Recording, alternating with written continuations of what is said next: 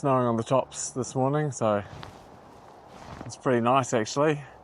Really good test of the gear. I'm dry, but I could do with one more layer, I think, for these sorts of conditions. I'll just quickly show you the bike setup.